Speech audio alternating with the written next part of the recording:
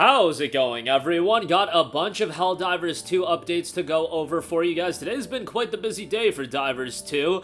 We had the major patch rollout this morning. That included the AFK timer, where if you're AFK for 15 minutes, it'll kick you out of the game to open up space for other divers that are trying to get in. You know, do some liberation, do all that good stuff, and hopefully now it'll be a little bit easier to get into it. I've heard pretty positive things. Generally speaking, I can't take into account everybody's experience with the game. I look at my comment section, talk to my boys, see how everybody's doing as far as getting into the game, and it seems like today it's been fairly positive.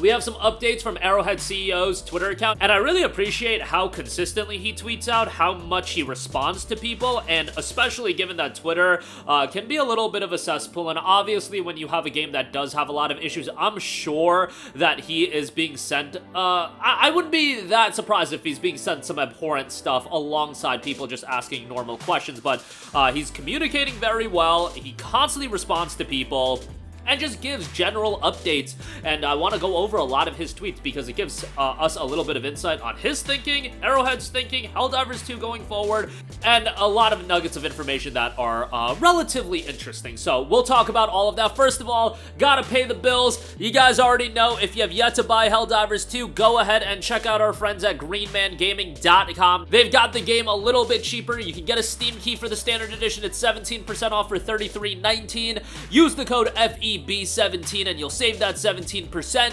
The Super Citizen Edition is also on sale for $49.79, and that'll get you the Steeled Veterans War Bond and some other in-game items that are quite nice for $49.79. Now with the shilling out of the way, the bills paid, let's talk about these various tweets and some things that I found to be rather interesting. Now, the first tweet was discussing the CCU internally is crazy. I mean, we need 100k more is a statement that I didn't expect to say or hear just yet. It's on the scale of some medium-sized cities in Sweden. I don't know, this stuff is crazy. Do not worry about the 100k number. He used that to describe how crazy the situation is at Arrowhead, where they're getting so many more players. They know they need well over 100k more slots to satisfy everyone and get everybody in the game. And it'll be something that's a work in progress. Speaking of things being a work in progress, somebody replied asking when do you anticipate these server issues to be sorted, and he noted a very honest answer. He's not gonna sugarcoat it, he's not gonna lie and say, oh, tomorrow a patch is gonna drop out. No, he noted gradually, it depends on the continued sales, it's chasing a moving target, but we will be relentless. That's what you guys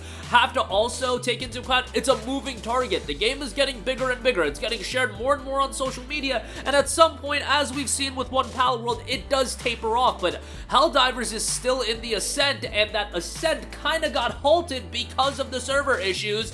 When the server issues are lessened, more people are gonna get on, then the server issues come back because more people are on, and then it's a constant back and forth battle that you have to account for. So as far as when it's gonna be fixed, it's gonna be a gradual fix and things getting better and better.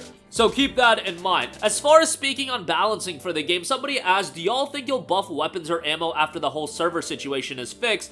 And he noted, yes, but we prefer not to balance using damage. So it looks like damage balancing is something that they don't want to do. They just prefer not to do it. Maybe they'll consider doing it. We'll see how that is gonna go. He also responded to another tweet, will you guys be turning the career stats and Galactic War stats back on eventually? Yup, they crashed the servers last weekend, so we'll be a bit careful with them, even though they are super important. So yeah, something to note. And then a lot of people were just pointing out 100k is not gonna be enough, and again, he is very much aware of that. He just noted, of course, it was just an example. Agree, it was an example of conversation. It's ridiculous numbers when you think about the amount of people. Yes, there's a lot of people trying to play one Helldivers 2.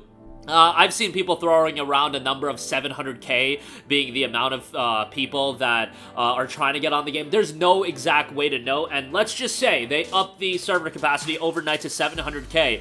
What's there to stop it going up to 700k, and then the discussion and the dialogue of the game continues to go up, more people talk about it, more people get their friends to jump on, because you would have to think that some people are stopping their boys from buying the game because of the server issues. It could exceed beyond 700k fairly easily. Because remember, Palworld wasn't a case of, oh, it opened at 2 million players. No, it was a gradual ascent as more people continued to talk about it, and that's going to be the case with Helldivers 2, especially when the server issues are alleviated. That ascent is going to continue. At some point, it will taper off, but this is a game that's at its full release. Hopefully, content updates are going to come after that. Just a lot to dissect when you do talk about that in totality. Couple of other tweets I found it interesting. Yesterday, he tweeted out at 7 p.m. The average playtime of Helldivers 2 is now 17 hours and 57 minutes. This is crazy good. Thank you for everyone for helping spread democracy. Now, that is the average playtime, not the median playtime. So that average, I don't know if that's that's like really amplified by people, you know, AFKing in the game. So that's something to consider. That could be a little bit misleading. But 17 hours sunk into the game. That at this point, the game came out 2 weeks ago, and 17 hours being the average. And again, a lot of people played the game for a couple of hours and were like, okay, I'm going to come back to this once the server issues are alleviated. But it seems like the people that are playing it are investing a lot of time into it as well.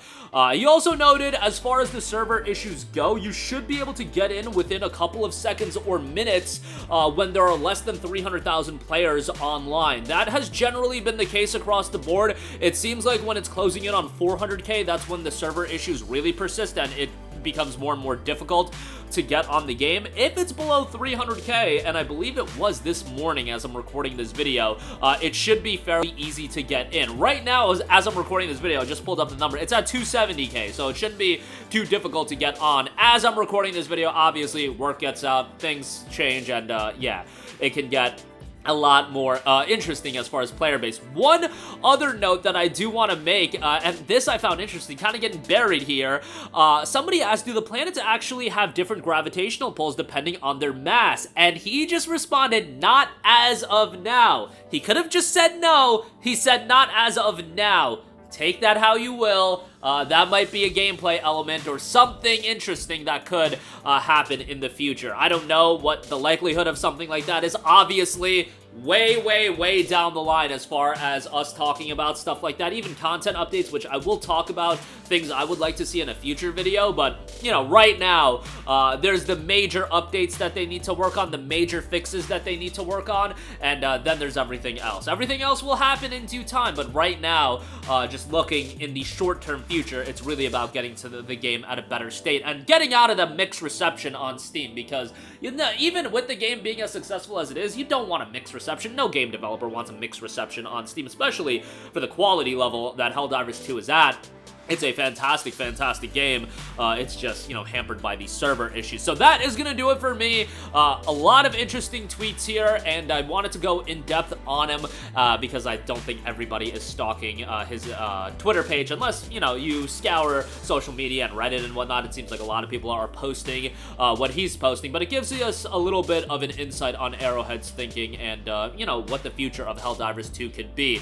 Also, do really appreciate how much dialogue he has and how much open dialogue there is to the consumer when it comes to Helldivers 2. Thought Baldur's Gate 3 did a great job with it, and Baldur's Gate 3 was, you know, more of a single-player game. Obviously, it had co-op, but you got the idea. It was more of a game that didn't have server issues or anything like that, but they still had that open line of dialogue. And, you know, I think it does go a long way when you have more of a personable approach and personable communication with your audience, and I feel like, you know, with this, Helldivers 2 has done a great job with that. But that'll do it for me. Again, let me know all of your thoughts in the comments section down below. If you have yet to check out the game, our good friends at GMG do have it available a little cheaper, so check it out there if you're looking for a PC copy. PlayStation 5 copy you'll have to buy through the PS Store. But that'll do it for me. Your thoughts down below. Sound off there. Thank you for watching, and goodbye.